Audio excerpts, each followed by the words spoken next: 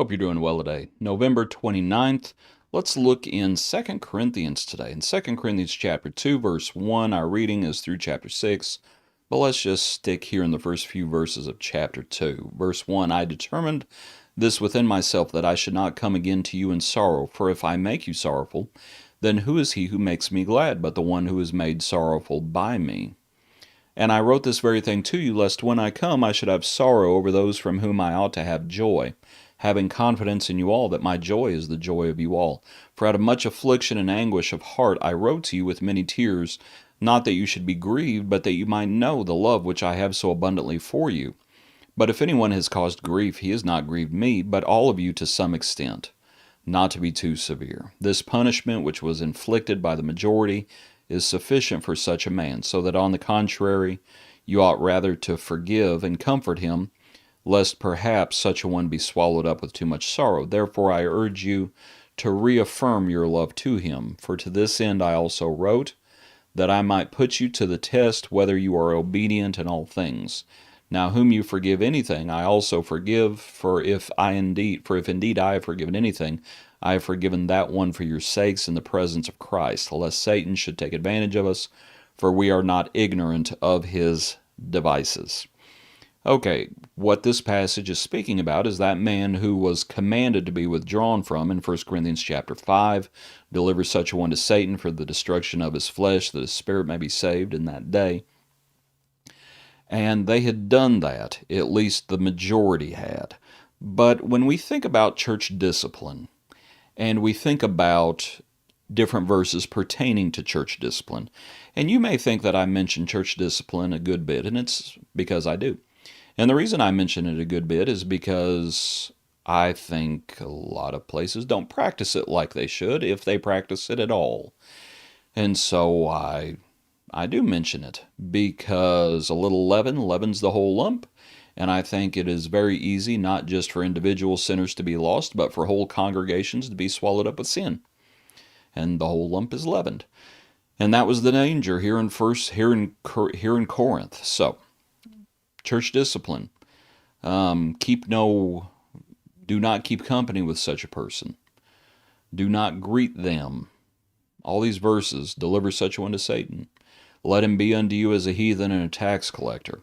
People say, well, that sure is harsh. And it's meant to be harsh. It's meant to be a punishment. Verse 6. It is meant to be a punishment. That person needs to be ashamed. Keep no company with them, that they may be ashamed. They ought to be ashamed of their actions. And when Paul writes 1 Corinthians, that individual was not ashamed of doing something that wasn't even named among the Gentiles. He needed to be ashamed. And so they were commanded to do this. Oh, well, that sure does seem harsh. You better believe it's harsh. It's a punishment.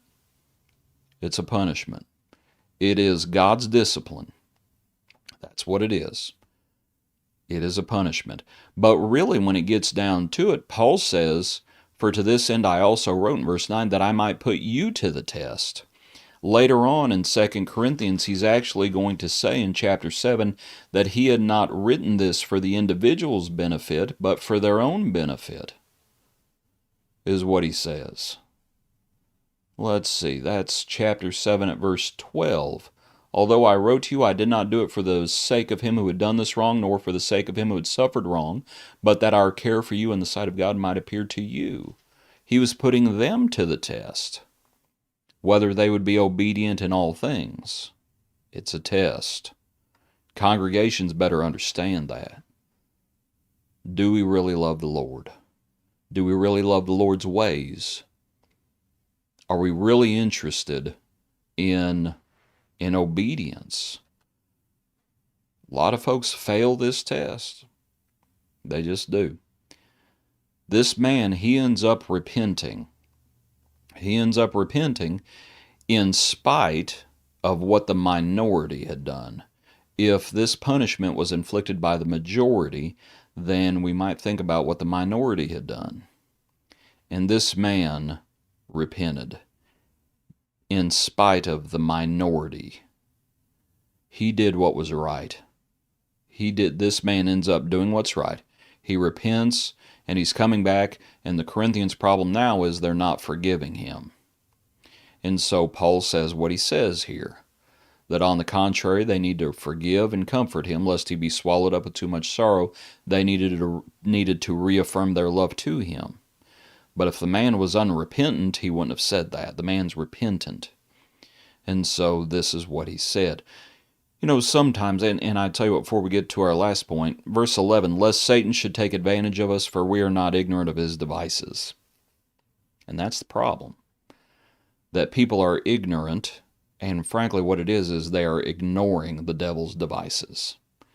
And they don't understand how the devil gets his hooks into a congregation. And they don't understand how the devil gets his hooks into our lives. And this is what it comes down to. That you have this issue. So when people say, oh, we sure do talk about that a lot, we talk about it a lot, but a lot of folks, they sure don't apply it. And it's got to be applied. People say, well, that's not our place. That's not our place. Did you notice what Paul said? For one thing, Paul says when you come together there in 1 Corinthians chapter 5, he says, I've already judged the man. But here he says, now whom you forgive anything, I also forgive. For indeed I have forgiven anything. I have forgiven that one for your sakes in the presence of Christ. You know, there in 1 Corinthians 5, Paul says, I've already judged the man. But here he says, I've forgiven that one for your sakes in the presence of Christ. It'd be real easy to say, well, Paul, what do you have to do with this? You're not a member there. You're someplace else writing this letter. And yet you're going to write to the Corinthians and say, I've already forgiven the man. He's repentant. I've already forgiven him. And it's real easy to say, well, that's not your place. Apparently it was. Apparently it is. And we have our own work that we have to do. And it's not just for their benefit.